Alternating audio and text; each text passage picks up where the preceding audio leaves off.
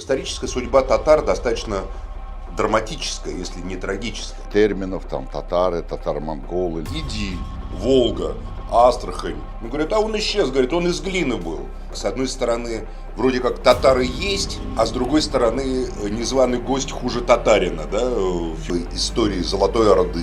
Это вопрос сложный, вот как с чего я практически начал. Какие-то лохматые всадники в каких-то кургузых лошадках. Бартоль, великий наш ученый, слово только турки, не тюрки, а турки. Пришли кочевники, которые каких-то блондинок там все время захватывали. Китайцы, в отличие от нас, историю тюрок великолепно знают. Дальнейшая деградация изучения нашей истории. Ну все, как бы, татары, вы должны быть довольны. Вот у вас в Казани есть, что вам еще надо? Ваша работа, историческая судьба татар, очень интересная. Там и то проще было, там хотя бы есть и татары, и тюрки. Здравствуйте, дорогие друзья, это Максим Шевченко. Я в гостях у замечательного ученого, бизнесмена, писателя Камиля Аблязова в Саратове. Камиль Алимович, здравствуйте. Здравствуйте. Ну вот, у нас сегодня пойдет разговор о исторической судьбе татар. Вот Камиль написал книгу, двухтомник, «Историческая судьба татар». И судя по этой книге и по другим статьям многим, историческая судьба татар достаточно драматическая, если не трагическая. И значительная часть исторических памятников древних татарских государств, городов просто уничтожена, просто не существует. Мне люди рассказывают про какие-то остатки, следы, как будто призраки какого-то былого величия. Вот я хочу первый вопрос задать.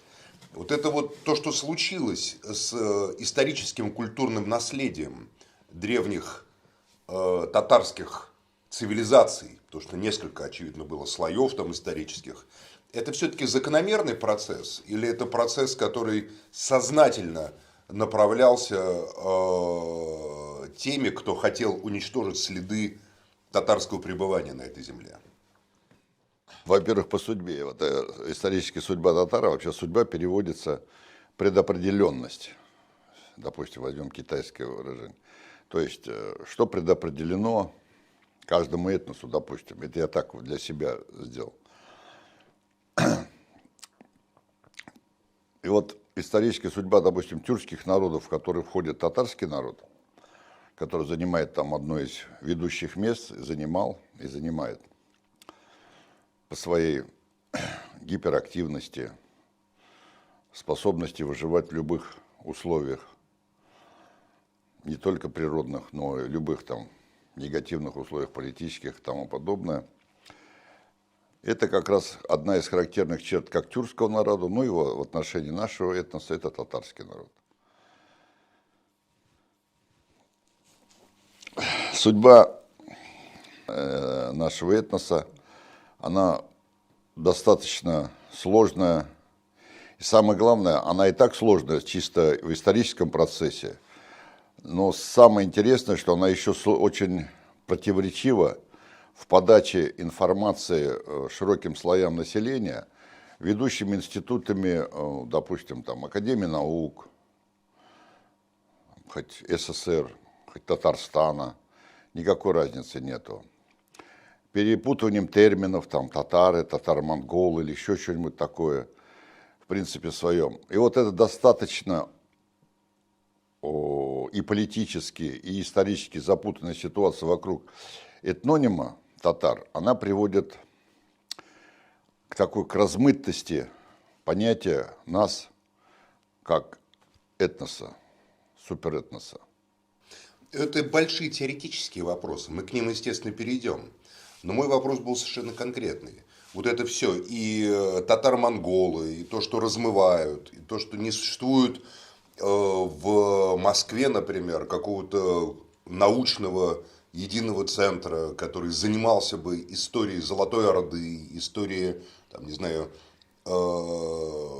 всего этого огромного наследия ордынского, да, о котором писал Лев Николаевич Гумилев, и не только он, о котором писали евразийцы, о котором грезили и думали многие лучшие умы русского, татарского народов, там, не знаю, ученые, которые посвятили свою жизнь этому всему.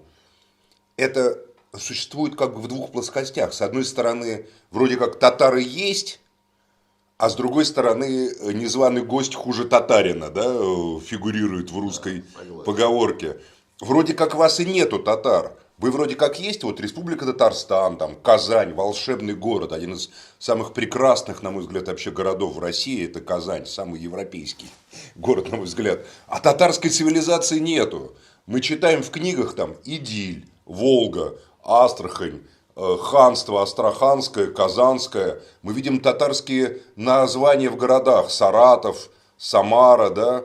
Это все татарские же названия. А ничего нету.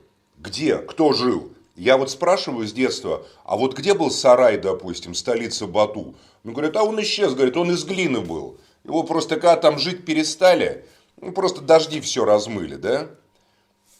Куда исчезло все это?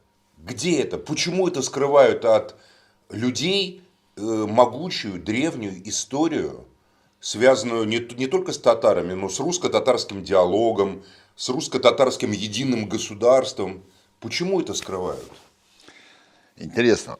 Вот вы упомянули Гумилева, начнем с него. Ответ. Я задал этот же вопрос ему там, не помню, в 91 году, в ноябре или 92-м, просто мутное было время, сложная встреча была там. Но я попал к нему, и вот он, так сказать, был не очень здоров, но в любом случае принял, и меня завел туда Виктор Иванов, его, так сказать, помощник, доктор наук тоже.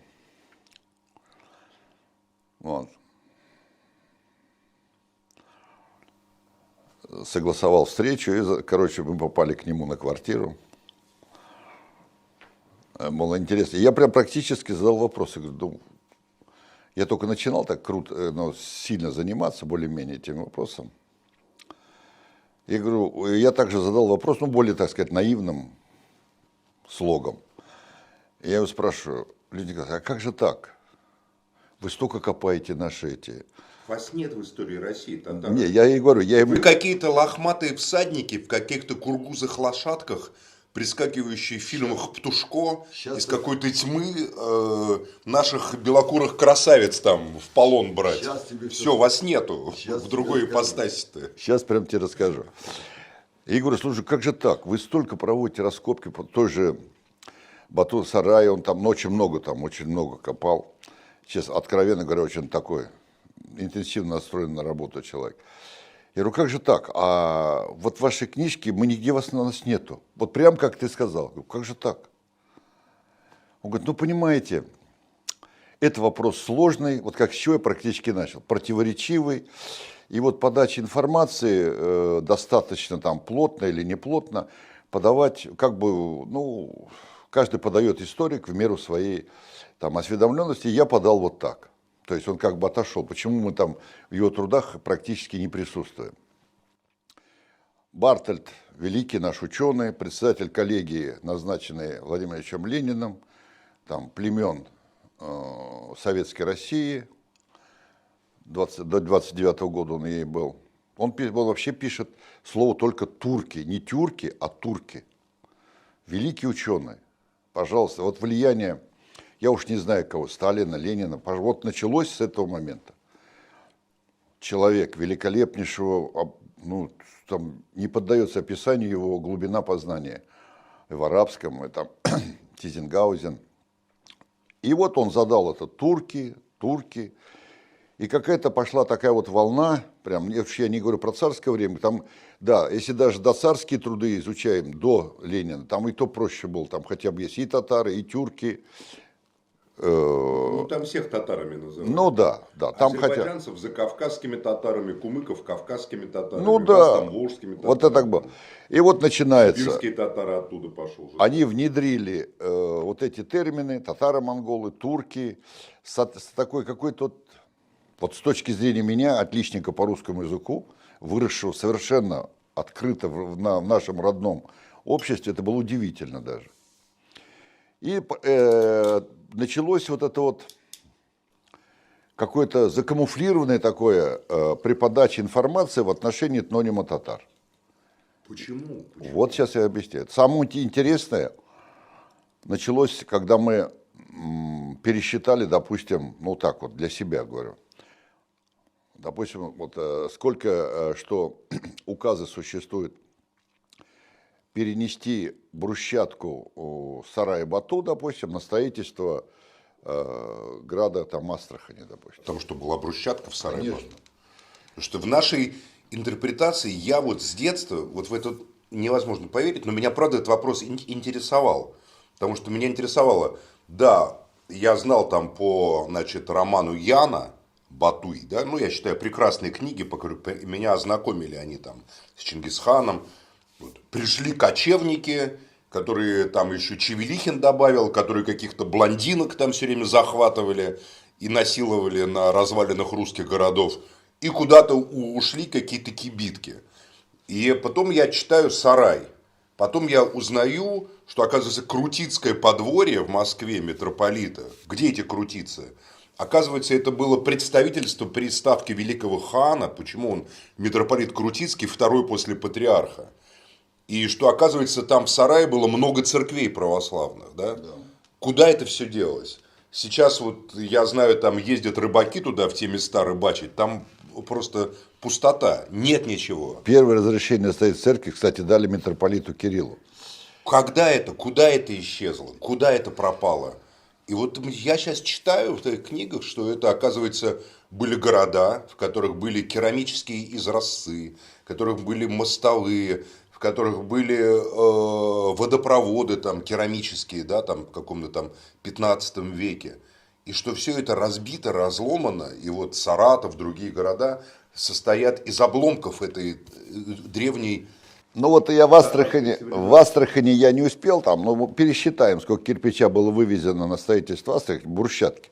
Но здесь мы нашли данные, они хранятся, кстати, во всех мерах, ничего такого секретного нет. Здесь мы 75 тысяч подвод, вывезено было брусчатки, включая на которой сохранилось, даже сейчас у нас здесь памятник есть, огромный, и перед ним подход выложен с этой же брусчатки, с укека еще до сих пор. Если время будет, покажем. Вот, вывезено 75 тысяч, это, так сказать, то, что учтено, да, не считая того, что кому-то во двор завезли, туда кому-то там, ну, это допустим. 75 тысяч по двор официально было вывезено этого брусчатки, тяжелых пород, там, диабаза, там, габр диабаза каких-то. Вот они сейчас до сих пор хранились. У нас вся Астраханская улица, ну, тут вообще весь Саратов был в этой брусчатке. С вокзала даже, мы еще застали это же все в молодости, ну, такой, в дикой молодости. И это, пересчитайте, сколько с одного небольшого города, в котором население было там 1025-30, Укек, только в одном небольшом городе. Это Ордынский город, да? Да, это первый практически город, который построен был даже несколько быстрее, чем даже Сарай-Бату. Это был основной центр переправы шелкового пути через наш шел. Здесь проходили огромные караваны. Если будет интересно, мы проведем отдельную, если хотите. Да, интересно, но сейчас... Вот.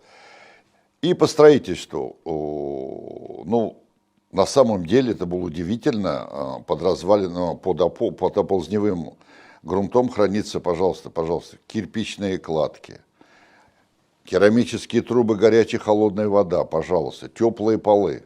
Кстати, этот метод строительства был применен в Булгаре. Это Булгар практически полностью создан Бату. Проект был какой-то, ну, большинство строителей, конечно, татары были татары и военачальники, которые служили главными строителями и военачальника. Это был народ, который видел китайскую цивилизацию. Здесь надо четко признать. Ну, мы сейчас ее называем Средней Азией, среднеазиатскую цивилизацию, в которой были, естественно, уже методы строительства, приемы строительства, материалы, применяемые при строительстве, были уже, ну, по меркам Восточной и Северной Руси, конечно, это было типа космоса. Ну, сравним, Укек с теплой водой, бани и приемные для купцов и все остальное, там типа хостелов наших, или называется, раньше они назывались караван-сараями. Та же Москва, пожалуйста, там было 5-7 тысяч населения, трубопроводы из дуба. Ну, в принципе, каждый строил, конечно, по возможности, вопросов нет. Но сравните уровень. Конечно, сказать, что мы всю жизнь строили такие вещи, нельзя. Но то, что мы взяли самое лучшее у китайцев и завоеванных нами на сегодняшний день Средней Азии, включая, естественно, Иран, конечно, здесь надо признать, что мы применили их хоть суперэффективно на строительстве наших городов. Это Сарай-Бату, Сарай-Берке, Гулистан, Блайте, это же наш Укек, Булгар, огромное количество городов, но даже Федоров-Давыдов, который, так сказать, максимально занимался нами, насчитал только крупных построений городского типа, больше 140, 150. Куда это все исчезло и почему мы этого ничего не знаем? Вот это, это сейчас скажем, наверное. Я буду Но постоянно они исчезли не уводить бесследно. из абстрактной исторической в прикладной историко-политическую. Вот сейчас, они не исчезли бесследно. Ну, допустим, УКЕК. Вполне достойно кирпичи УКЕКа служили фундаментами большинства зданий, сегодня еще стоящими здесь в Саратове, до сегодняшнего служили. Наш кирпич был полностью на мостовых. Вот я говорю, Астраханская, Чернышевская, Немецкая улица, или сейчас она Кирова, я не знаю, как она сейчас называется, Москва. Это все было практически полностью наша брусчатка. Так что сказать, что это исчезло. Исчезло, да. Ну, город исчез, понятно. Это как если бы готы хвастались тем, что там развалины Древнего Рима и мраморные изразцы Рима они положили там в основание своих готских зданий. Вот мы не можем думать, целенаправленно, сейчас все я скажу, было сделано, или просто в силу какой-то необходимости технологической. На всех практически крупнейших городах были выстроены заводы Нобеля, площадки.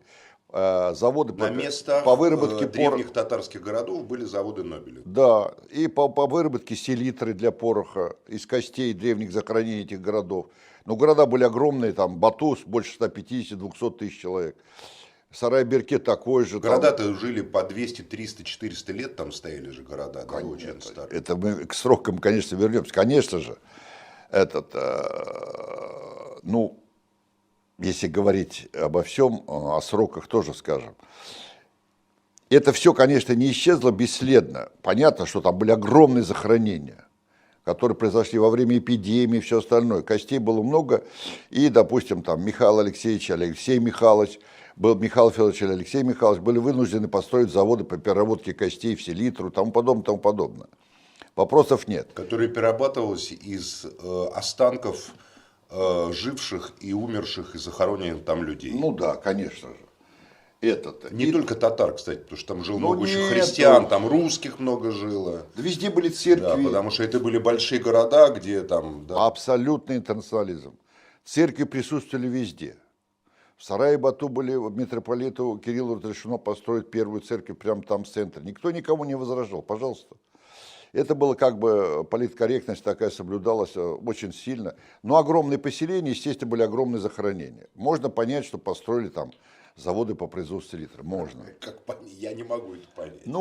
Допустим. Как на месте кладбищ древних строить заводы. Историческое. Такие были времена, скажем так, ладно. Но когда уже потом, после этого еще дополнительно разрешили на этих городах построить площадки Нобелю и окончательно зачистить городскую территорию, уничтожив его промышленным строительством и вынув оттуда огромное количество артефактов, это, конечно, сложно понять. Ладно, так, конец 19 века, когда Нобель строил, это было время, когда к археологии относились, скажем так, спустя рукава, когда Шлиман копал Трою, Шлиман, пока докопался там до золота,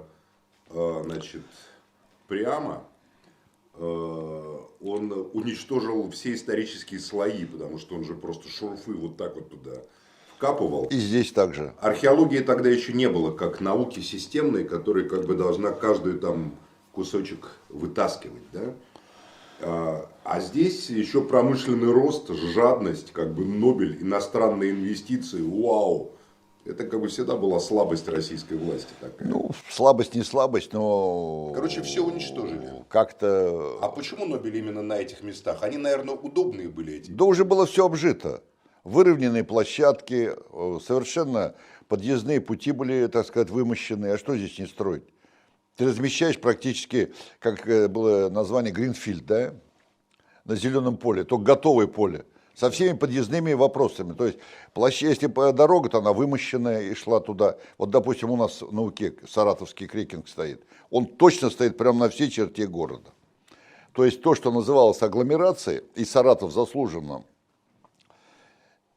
такой, можно сказать, округ, как бы лучше назвать даже агломерацией, а не городом. То есть это историческое построение вот этого татарского города Укек. Вот эти основные усадьбы вокруг Укека, за исключением таких, как там вынесенных на 20-30 километров дальше, все это вокруг было снесено под площадку крекинга. Сперва Нобеля, потом крекинг. В итоге, потом большевики, там был запрет на строительство, кстати, но большевики дали разрешение и уже в коммунистическое время построили поселок Укек. А почему? Почему? Я буду упорно этот вопрос задавать снова и снова. Я такой дотошный человек. Ничего страшного. Почему вот эта вся история огромная евразийской цивилизации, татарской цивилизации выкинута просто из нашего исторического сознания? Нельзя прочитать в учебнике и истории школьном ни про Укек, ни про то, что было там в Сарай, Бату, да, ни про то, что было в других городах древних, которые стояли по Идилю, или как Волга, как мы ее сегодня называем. Да? Почему вот история Орды, история тюркских народов просто не существует в большой истории России? Интересный вопрос. Значит, еще раз давай вернемся к нашей судьбе. Вот смотри, ты задаешь вопрос. Вопросов нет. Татары сделали Булгар, город. Потом перенесли, так же очень место. Сначала освоили то, что было. Построили на этом месте шикарно, там до сих пор все, что там есть, артефакты, это все татары построили, при Батухане и последующем. Все эти показываемые артефакты, все абсолютно это Золотая Орда. Там ничего нет абсолютно от Булгар. Но преподносится как Булгар, видите, да? Это приблизительный ответ уже сейчас я начинаю формировать. И оцените мощь принятия решения перенести из более-менее уже обустроенного города Булгар столицу на место сейчас вот этой современной Казани. Какая мощь была у хана, который взял и приказал перенести столицу. Хан на то и хан. Нет, да я просто говорю, оцените, он сказал, остальные исполняют. Оцените мощь государственного устройства, взять и перенести столицу. То есть не просто перенести, а выстроить, и она стоит до сих пор, 1000 лет там. Хотя это, возможно, там это их не Петр правда. из Москвы в Петербург перенес, а Ленин Да. из Петербурга в Москву. Ну, такие уж люди себя рекомендуют. И вот здесь начинается вопрос, возвращаемся назад. Вопрос вечный для России. Мы Запад или Азия? Особенно актуальный в наше современное время. Когда Мы Запад или между Азия? Западом и Россией выстраивается стена. Ну, сказать, что мы не Запад и не Азия, нельзя. Почему? Нельзя. Ну, вот это Мы вот должны моя быть, позиция. вот опять-таки, на 2 стульях не усидишь, ноги широко не раздвинешь. На третьем можно усидеть. На третьем не усидишь. Здесь надо выбирать, мы кто. Если мы Азия, значит мы Азия. Это, грубо говоря, все наши дороги должны быть выстроены куда-то туда, в Азию. Да? Все пути, логистика и тому Ну, вот подобное. говорят, мы Евразия. Да, как мы и были с Китаем связаны там шелковыми путями. Это, кстати, достоинство Золотой Орды, которое провело и кучу огромного товаропотока, создало грузопотока через территорию России. Кстати, наличие вот этих огромного исторического опыта контактов с Китаем помогло Петру Первому пережить первую блокаду России западными странами при Северной его там войне, когда бюджет страны на 75% исполнялся торговлей с Китаем. Как ни странно. И Китай тогда нас просто спас. Надо относиться с уважением к ним, это однозначно. Очень актуальное, скажем так, очень своевременные воспоминания. Ну, я не к этому, но я просто тебе говорю, жестко, это на самом деле это мало афишируемый факт, но оно так и есть. Это, если копнуть, там, то так и есть. И почему это относится? Здесь вот идет в то время, когда там будем говорить, ну, назвать Софью или кого-то, или с Петра Первого начать, или лучше начать, как поляки ездили на конях по паркету Кремля. Вот или с этого момента, когда библиотека Ивана Грозного исчезла, все остальное. Или с этого момента можно начать перекос в сторону западного, или с момента там нормального Петра Первого. Несмотря на то, что у него мать татарка, но в любом случае что-то в этом роде. Я на его отца грешу. Я считаю, что самый страшный царь в русской истории — это Алексей Михайлович, который именно он и начал вот этот вот. Ну, это раньше тенденция, конечно, была, потому что все они там с поляками бежали туда на запад, но именно Алексей Михайлович, особенно после подавления Разинского восстания, которое было таким русско-татарским, по сути, восстанием, да, коренной такой евразийского глубинного фактора, старообрядческое и мусульманское войско было у Степана Тимофеевича Разина. А подавляли его, как известно, с помощью немецких рейтаров, с помощью наемников. Удар под Казанью они нанесли разинцам решающий. Так вот, именно после этого этот поворот на запад поворачивается, и начинается буквально истребление всего исторического наследия, связанного с той государственностью, которая шла испокон века, там, которая шла в том числе от Александра Невского, от его отца, от их потомков, от Рюриковичей.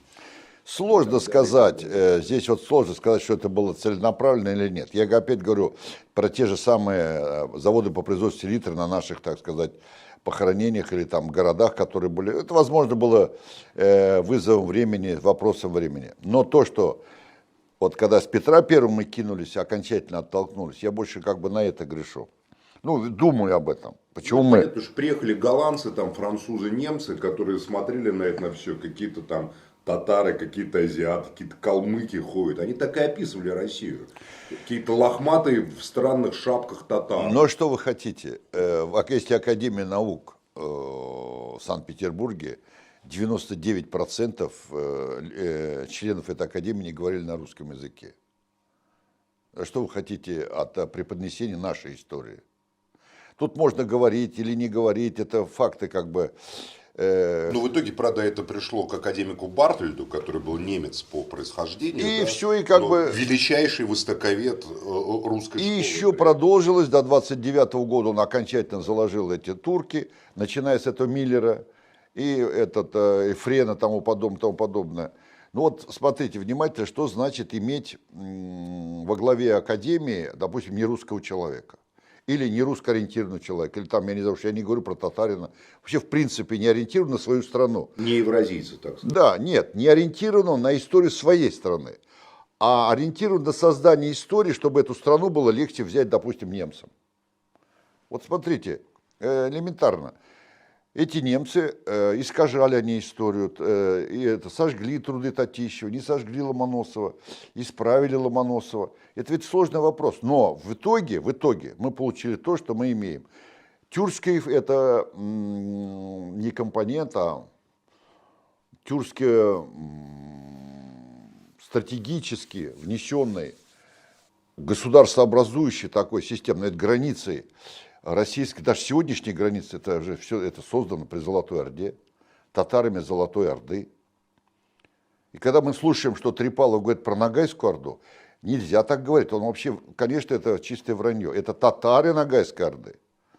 Там только татарские племена. Это он, зная о том, что любая орда называется практически вот Ногайская Орда. Но это означает татары Ногайской Орды. У нас было два Ногая знаменитых. Один из них здесь вот Днестр контролировал Константинополь, контролировал Румынию, Болгарию. Вот здесь был Ногайская Орда. Но это были татары Ногайской Орды, которые подчинялись крымскому хану татар. Вопрос не в этом. Вопрос в том, что наша земля, наша страна, элита нашей страны в лице наших царей доверила написание истории нашей страны немцам. Вот я считаю, это вообще нонсенс, страшнейший Они сами были немцы, кому им доверять-то было? Ну, в любом случае. Начиная с Петра Третьего, там ни капли вообще крови не было. Я считаю, это надо так не любить свою страну, что доверить написание страны и создать Академию наук совершенно идеально, и поставить туда одних немцев, что они будут писать? Как пример привожу вам интересный факт, который вы, наверное... Церковь православную подчинили обер-прокурору Синода. На татарских древних городищах Нобель, видишь, не нефтяные заводы строил. Колонизаторы. Ну, Они это... относились к нашей родине, относятся как к территории, которую надо осваивать. Да, они до сих пор пытаются, наверное, Конечно, да. Вопрос вот здесь вернемся опять. Вот это немецкая академия наук, ее назовем, да, в Санкт-Петербурге. Что она сделала? Был объявлен конкурс на написание истории России. Как всегда победил немец, Хаммер Пургшталь. Это великолепный ученый, сейчас расскажу его судьбу. Он создал шикарный труд, около 1000 страниц. В течение 2 лет был поставлен срок написания истории России. Он ее предъявил. Единственный из всех, кто пытался написать, кто вообще исполнил то, что сказано было. Задание царя. Этот труд приходит в Академию наук Санкт-Петербург. И ребята, немцы сидят, которые, ну не ребята, а профессора там, ну, немецкого происхождения, и обсуждали этот труд. Ну, там написано как есть. Россия, история, Золотая Орда, границы, созданные татарами Золотой Орды, все это, все остальное, все остальное, все остальное. Так что они сделали? Они его отвергли. И сказали, что нужно что-то написать более. В итоге более родился там Карамзин. Тогда появился Карамзин. Да, который написал... Потомок татарских Мурз. Да, который написал более или менее. Опять-таки на 2 стульях. Вроде бы там мы были, вроде бы там нас не было. Вопрос опять не в этом. Конечно, нормальные ученые даже сегодняшнего разлива, которые пытаются что-то писать о нас, они, конечно, понимают, что это все, ну, границы, по крайней мере, нашей страны, за исключением северных, конечно, созданы нами, абсолютно. Вот эти все границы, проведенные сейчас, даже сейчас, вот даже сейчас современные границы, это четко очерченные границы татар Золотой Орды, государства татар Золотой Орды, или Великого Улуса, хана Тёши. Но, к сожалению, возможно, это, конечно, история свою выправит все равно это дело. Но сама по себе эта история, она не существует. История существует только в рамках человеческой интерпретации событий, человеческой и истории событий. Ну, как включить татар, сейчас... как включить тюркское наследие, ордынское наследие в реальную историю России? Вот сейчас уже не спрячешь. Сейчас я пишу так, как я пишу, но есть, наверное, более квалифицированные историки. Сейчас столько вскрыто археологических памятников тюркского периода. Где они? Везде, пожалуйста. Один только Казахстан что стоит? Ну, ладно, Казахстан, да. Китай вскрывает постоянно памятники. Я же не про Китай, не про Казахстан. Я вот про Москву. Где в Москве? Вот я живу в Москве. Я, допустим, хочу своих детей показать им подлинную историю России и историю Золотой Орды. Мне детям рассказывают в школе, что жила такая как бы Русь древняя под голубыми небесами, великолепными коврами, там у нее, значит, все на солнце, снег стелился. Тут прискакали в 1237 году неизвестный народ, который, значит, неизвестно как называется, татаро-монголами называется. И поехали. Рязань разорили, Владимир разорили, Козельск, правда, вот Козельск 40 дней взять не могли, ну, как бы не сложилось. Чевелихина, я знал его лично, Чевелихина, у нас там дачи рядом были, я читал эту его память. Там вообще написано фэнтези такой, просто фантастический роман. Куда мне? В исторический музей прихожу, там ничего про вас нету в историческом музее в Москве практически. Ничего. Где мне про вас найти? Про татар. Где мне научить подлинной истории моей страны следующее поколение? Где? В Москве, вот где это? Это даже вот не моя, ну, то есть мы стараемся, что-то пишем, там, огромное общество краеведов работает над своими памятниками где-то в районах, в регионах, в деревнях. Но в целом, конечно, историю нашей страны должна написать Академия наук, наша родная. А его больше нет, Академии наук. Вот хотим мы, не Сказали, хотим. она не нужна. Если мы ее получим историю полноценную, цельную для нашей страны, это и будет так. Мы сейчас будем писать свою историю. Вот я сейчас вскрываю китайские источники, никогда, в принципе, не вскрытые нашими историками, никогда. Перевожу, значит, китайские историки, для себя наметил маршрут. Там тангутские рукописи сейчас перевожу. Ищем, так сказать, место, или еще поставился для себя целеполагание четко произвести происхождение и путь этнонима татар. Да, это будет будем считать путь историк какой-то. Но в целом нашу историю нашей страны, конечно, должна писать это Академия наук. Или история, это институт истории, понимаете? Ведь продолжение, если вы понимаете, о чем мы говорим, продолжение вот этого Бартельского турков, оно перешло, это практически отзвук решения Сталина 1944 года о запрете изучения истории татар Золотой Орды, включая... А почему он это запретил? Это надо у него спросить. Опять-таки связано, наверное, с каким-то... Страх перед пантюркизмом? Да, который наверное, до сих пор у нас в спецслужбах существует Но если он Бартельда держал до 29 года, до его смерти на этом посту, и тот научился писать слово «турки», значит, и получается, несмотря на его признание его чисто научных заслуг, и он очень негативно именно описывал, включая татар, значит, это не зря же он удержал столько лет 11 человек, который спокойно умер своей смертью при нем. Может быть, потом бы его расстреляли, конечно, в 1938-м, не знаю. Но это не мои дела. В 1944-м он выпускает спокойно указ. И что ты ему скажешь? Главнокомандующий решил выпустить такой указ. Выпустил.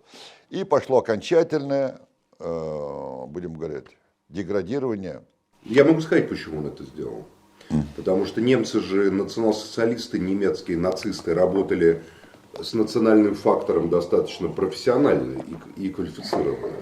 Если здесь, как говорится, все это дело смешивалось в кучу, то у них же было это и Дель-Урал, эсэсовская такая бригада, да, которая создавалась из военнопленных, где Муса Джалиль был одно время.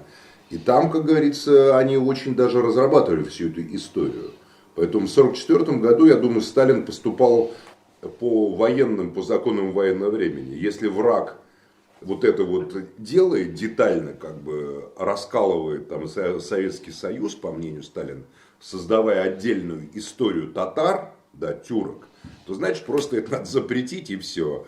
А кто там скажет, что была Золотая Орда, тут султан Галеевец, его к стенке. Или в лагерь. Может быть, и так. Военное решение. Но в любом случае он как никто, может быть, он тогда не знал, не было компьютерного свода у него, но тогда около 1,5 миллиона татар еще сражалось в рядах, включая моего отца. Еще было на фронте и получали ранения, так же как мой отец, получали награды. Там у нас же было тогда 1,5 миллиона на фронте. Сослали-то крымских татар, карачаевцев, балкарцев, тюркские народы. Но будем считать, мы особенные татары здесь, так сказать, на Волге. Вопрос не в этом. Это его право. Вас бы тоже сослали, просто вас ссылать уже. Возможно, это было опять-таки... Как говорится, вы уже и так существуете. Возможно, это было... Нет, я хочу сказать про Сталина. Возможно, это было какое-то государственное решение, его личное. Какие проблемы? Но вопрос в том, что это решение послужило в дальнейшей деградации изучения нашей истории. Конечно, ее просто нет. Нет. Ее нету. Мы что сейчас имеем, то и имеем. Поэтому ваша работа «Историческая судьба татар» очень интересная, очень рекомендую. Ее в электронном виде нам обещают ребята, что тоже выпустят, и она будет доступна просто многим. Но это эксклюзив, купить невозможно. Я говорю, где найти историю татар? Даже в Казани не так-то просто это найти. А уж в Москве, спроси большинство русских, просто опроси всех, какая история, кто такие татары. Говорит, Татары это те, кто там, не знаю, там разгромил Владимир Москву. Все. Где, как нам с этим бороться? Тем более сейчас с Западом конфликт, стена, власть поворачивается к Китаю, поворачивается на восток. Китайцы, в отличие от нас, историю тюрок великолепно знают. Да. Гумилев свои работы, прекрасные, потрясающие работы, он опирался на китайские источники же во многом, на китайские, там, меньше на арабские. Китайцы же исследовали историю тюркских народов, там, казахов, татар, всегда, потому что их интересовало то, с кем они рядом живут, с кем они взаимодействуют, с кем они воюют, торгуются, там, не знаю, сражаются там, и так далее. Мы же живем, как будто мы слепые. Ну хорошо, ладно, еще раз говорю, Татарстан прекрасный регион, Казань, волшебный город. Ну все, как бы, татары, вы должны быть довольны. Вот у вас Казань есть, что вам еще надо? Ничего подобного. История нашего этнонима или этноса, как хотите называйте, она сопряжена абсолютно на уровне гуннов, сюнну, шато-тюрки и татары-ангуты. Это железобетонно упоминаемые в любых династийных хрониках Китая. Мы четко стоим на одной и той же линии. Чингисхан, так сказать, он встал в степи только благодаря тому, что татары разрешили ему взять одну из принцесс себе в жены первую. И татары степи. Там же близняшки были, Ису. Он взял одну взял из татары степи, и татары степи его как бы теоретически поняли, что если уж ангуты его признали, татары белые, значит, но дело в том, что до этого момента Чингисхан был обычным начальником погранотряда у Кидании. Здесь там была жестокая война с татарами. Как только он породнился, это же обычные для тюркоязычного народа, это принцип, ну, будем так сказать, восьмиугольника. То есть, если ты берешь эту принцессу, значит, они берут твою, и так у них все это 8, как бы это объяснить-то, то есть из этого круга 8 родов таких племенных союзов или династийных, они создают круг, из которого потом постоянно также все берут, женятся, вот это все, чтобы сохранить взаимосвязь между племенами. Это было четко у тюркоязычных народов. И Чингисхан поднялся только тогда, когда сумел взять в жены татарскую принцессу. А до этого он был простым начальником погранотряда у Кидани. Насчет знаменитой битвы, вот это смешно даже читать, там вырезали, зарезали, там обычные вооруженные столкновения. Китайцы гнали там огромную, там, будем называть, контингент татарских воинов, которые ограбили в очередной раз китайские провинции, они за ними гнались, сообщили об этом Чингисхану, но это обычная история, в которой пострадали вот конкретно вот это вот набег. Да, это был там много войск, но в любом случае это не означало исчезновение татарского этноса. Вот когда слушаешь, такое впечатление, что оно исчезнет. Куда не исчезнут. Там их, во-первых, было, они так спокойно, еще было же несколько государств. Одно было на Ордосе, это татары. Второе, это провинция Ганьсю со столицей Шизжоу, знаменитая, которая упоминается в тангутских хрониках в том числе. И сказать о том, что кто-то кого-то там вырезал, это, ну, по крайней мере... Не, ну, может, и вырезали такие... Нет, вырезали, нет, но не в смысле... Сокровенная история-то монголов, это китайская хроника о монгольской истории, о временах становления золотой семьи, как называют потомков Чингисхана, да, его биография. Там эта история же как описана? Когда он воевал с татарами, крупнейшим племенем, которое бросило ему вызов, это были его самые... Не крупнейшее. Еще раз повторяю, это он воевал с 6 татарскими племенами, которые жили в районе Буин-Нура, Хулун-Нура и будем... Ну, короче, вот он с ними воевал, Да. и там был момент, когда он их побеждает. Это даже вот в этой китайском сериале, который поставлен был к юбилею Чингисхана, 24-серийном, да, который я очень внимательно посмотрел, который прям дословно по сокровенной истории монголов идет. Он ставит на колени мужчин и должен их убить. И она к нему обращается, говорит, что если ты их убьешь, ты просто останешься темучином. Если ты их получишь их верность, ты станешь Чингисханом, повелителем всей степи. Ты хочешь править степью, не так ли? Тогда ты должен отпустить этих татар. Что ты понимаешь, женщина? Я понимаю. Я знаю. Если сегодня ты убьешь всех этих татар, ты станешь таким же тираном, как Джамуха и Таргутай, и тебя будет ждать их судьба. И вот благодаря ей он как бы их милует, они присягают ему, и с этого момента начинается Но его это величие. кино. То есть сам по себе союз с татарским племенем для него является началом. Ну, вопрос в том, что Имперского вы не говорите, он тоже был татарин. Только будем так говорить, сейчас, если взять, распределить любой народ, есть какие-то племена более продвинутые, есть не продвинутые. Он тоже из татарского племени. Вопрос в другом. Четкое понятие возвышения Чингисхана произошло в результате его, несмотря на то, что у него, вот сейчас расскажем про Барте, это ничего не означает. Взял он из своего рода жену, как только он взял принцессу-татарку, татары степи, в принципе, своя масса поняла, что он как бы с ними вместе. Это означало вот этот именно родовой династийный союз. Вот все. Только так татары пришли к нему. Он бы никогда в жизни не смог создать такого количества войск. Это была самая боевая часть Великой степи нашей, Центральной Азии.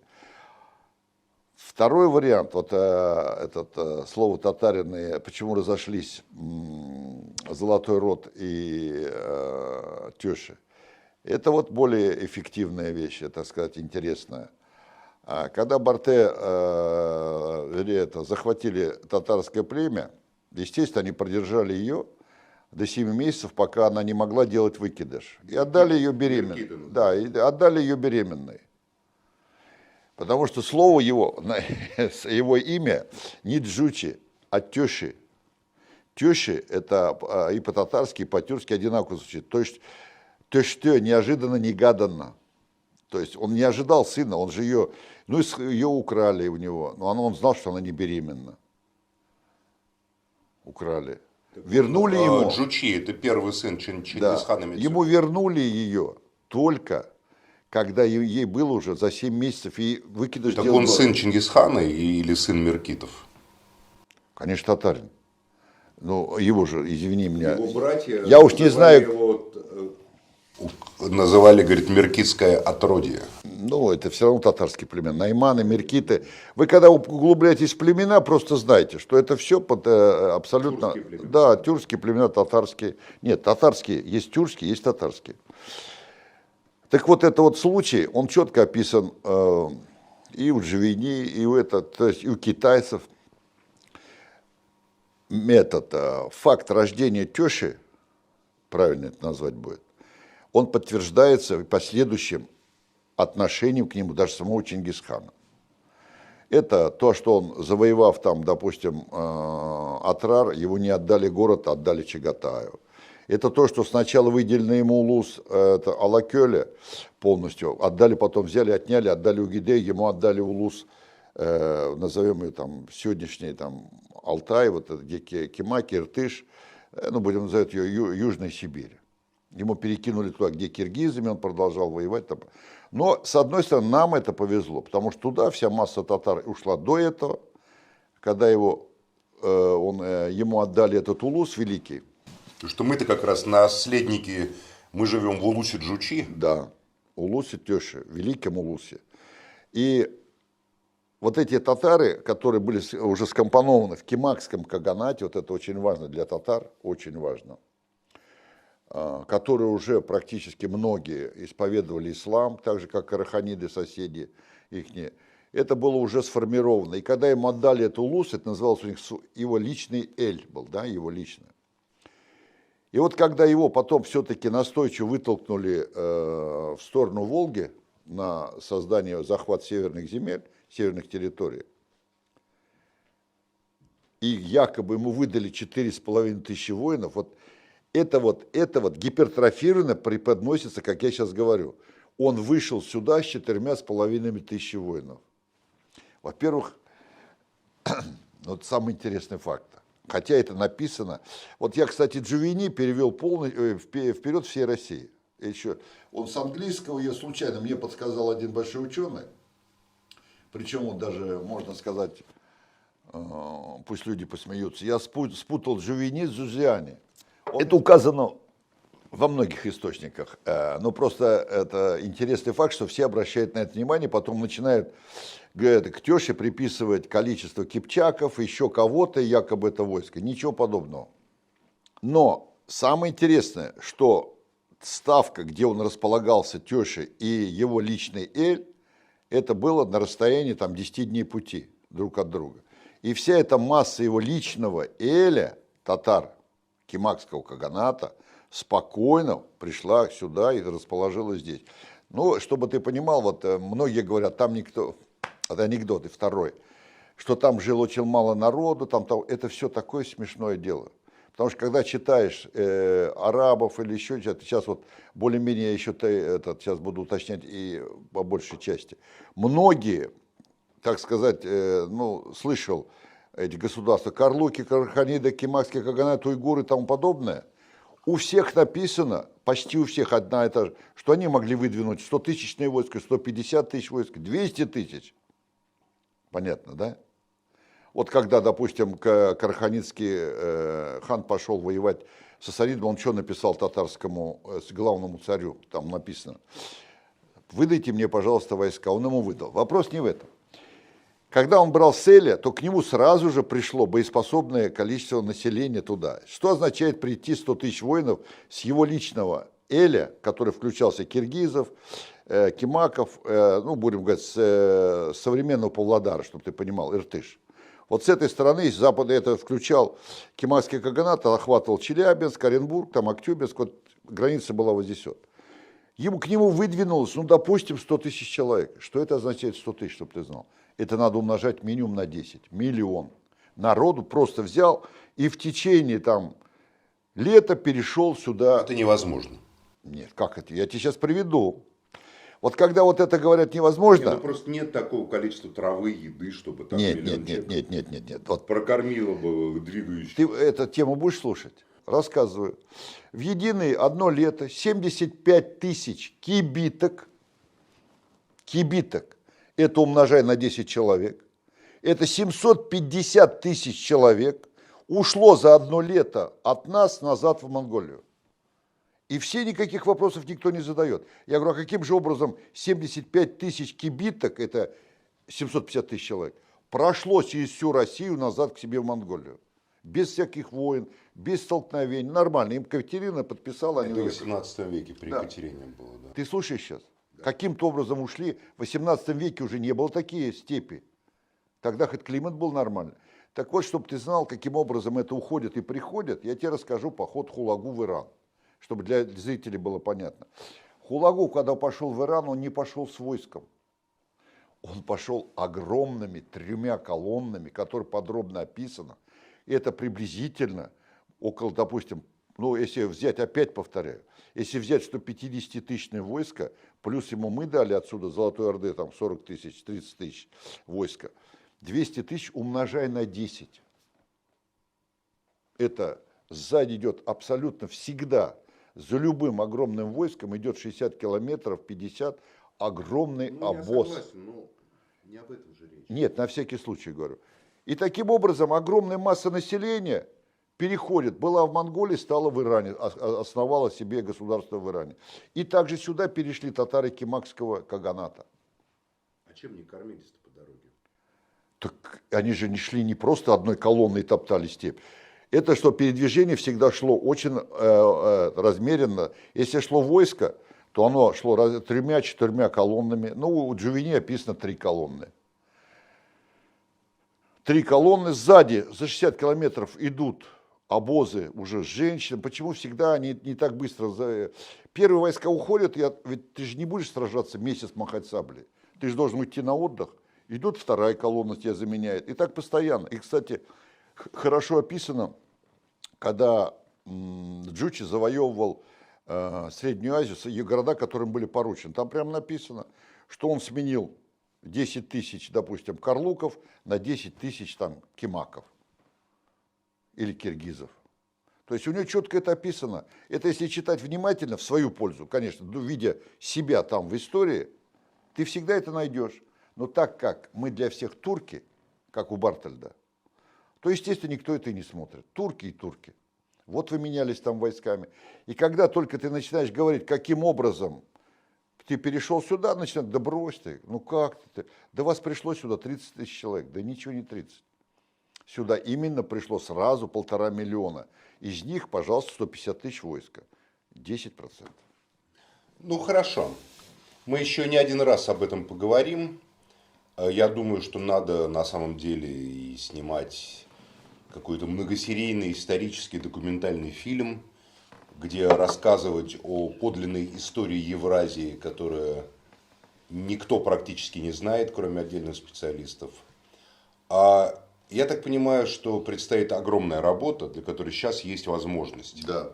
И исправить перекосы, ошибки или сознательные исторические преступления, когда вычеркивались просто целые Пласты истории. Целые пласты истории, да. Это я сейчас согласен, что вот наши, допустим, русские сейчас источники свободно в доступе, в компьютере, в цифре очень много. Легко работать, легко сопоставлять, делать свод. И для меня главное, это вот то, что я тебе описал. Для меня это главное, как этноним мой и мой этнос попал здесь. И мы, конечно, здесь уже автохтонный народ, все это понятно. Но в любом случае у любого народа есть место рождения. Его место передвижения. Ну, понятно, что это интересно. Русские источники тоже, знаешь ли, так у нас... Я имею в виду в России сейчас достаточное количество. Ну, назовем Россию, если не хочешь русские источники. Я, допустим, предложил, есть такой город Боровск под Москвой, который был таким центром старообрядчества, где погибли мученицы, там, боярыня Морозова, Урусова были замучены. Я предложил создать там музей старообрядчества. Мне сказали: Максим Иванович, замечательная идея, только давайте не политизировать. Я говорю, как можно не политизировать то, что было политическим фактором? То есть музей старообрядчества, по их мнению, это вот не история реальная, трагедия величайшего русского народа, раскол церковный, да? Мразинское восстание, там, замученные десятки, сотни тысяч русских людей за веру, да? А это только вот бороды, там, не знаю, прялки какие-то. Поэтому, когда говорят татарская история, это имеется в виду не история вот эта вот, да, вот Орды, государства могучего, как уничтожено. А что такое татарская история? Тюбетейка, Ичпочмак, там, не знаю, и там, что вот там у вас, домра, или как вы там играете? Нет, я не знаю. Вот это вот татары, вот это вам можно все рассказывать. А вот реально там жучи, узбек, понимаешь, там, это вот уже, как говорится, все ай-яй-яй. Нет, это уже все нельзя. У нас есть такие заслуги перед нашей территорией, где огромные, потому что мы именно в союзе между нашими народами, в союзе между... Знаешь, вот когда вот у меня был момент, я был в Уральске, все время меня казахские братья пригласили в Уральск, Да. и меня в Уральске спросили казахские братья: вот, Максим Иванович, что вы тут хотите посмотреть там? Есть много разных там какие-то кафе, рестораны. А я говорю: нет, ребята, я хочу избу Пугачева посмотреть. Везите меня в избу Пугачева. Я считаю, что здесь в Пугачеве скрывается какая-то важная тайна нашей русской истории. И перевезли меня в избу Пугачева, откуда его потом он пошел свой последний этот, значит, путь, где он там венчался с этой своей молодой, значит, женщиной, женой, которую потом держали всю жизнь, значит, в Оренбурге, там, в каземате Екатерина ее держала, приказала держать до самой смерти. Но не в этом дело. И там я увидел манифест Пугачева, который был на русском языке, на общетюркском языке, так что все понимали, тюрки, татары, значит, казахи, тогда разница еще была меньше, да, чем даже сейчас между языками. И там он говорил: земля наша общая, владеть землей, Богу земля принадлежит. Люди не должны разделяться по религии там, и так далее. Какую религию кто хочет, тот и исповедует. потрясающий документ. Вот именно эта евразийская основа, которая жила в наших народах, да, в русском, татарском народе, в союзе между нами, в диалоге, который всегда между нами был. Те, кто наверху, хотели всегда разрушить. Разделяй и властвуй. Татары отдельно, русские отдельно. И историю так писали. Наша история, по их мнению, произошла благодаря тому, что вот там пришло, значит, с Запада христианство, и потом Петр, типа, нашу такую невежественную, страшную, бородатую, с какими-то блохами и вшами в кафтанах Русь, которая была дико отсталая Русь, там русско-татарская Русь, какая угодно, он одел в европейский костюм, и с этого у нас начинается как бы наша история. Алкоголизм. Алкоголизм и, в общем, радости жизни, там, пиршества, балы, и вот нам Росси, Растрелли, понимаешь, значит, строит, понимаете, самый блистательный город на земле, культурную столицу. А наша культура-то, она здесь, на Волге. Наша культура, она в этом заключается. Поэтому я думаю, что мы будем изучать и писать подлинную историю России, подлинную историю русских, татар, других народов нашей страны, которая не написана. Если мы не сделаем каждому народу нашей великой страны, России, Вот. историю прозрачную для него, каким образом он сейчас существует в Российской нашей Федерации, это наша земля, это наша страна, и здесь каждый должен знать свой личный родник, откуда он пьет. И это предопределенное, так сказать, действие, которое обязательно будет сделано, написано историей. И татар, и России, это будет написано. Для меня, моя история в составе России, татар, я хочу ее для себя вот лично и для своих там внуков, детей. Я ее напишу так, как я ее вижу, потому что я знаю, что многие, даже простые нарративные источники, не считая там археологических всяких раскопов, и то уже достаточно, чтобы писать спокойно. Очень интересная книга, очень интересная история, очень важная работа.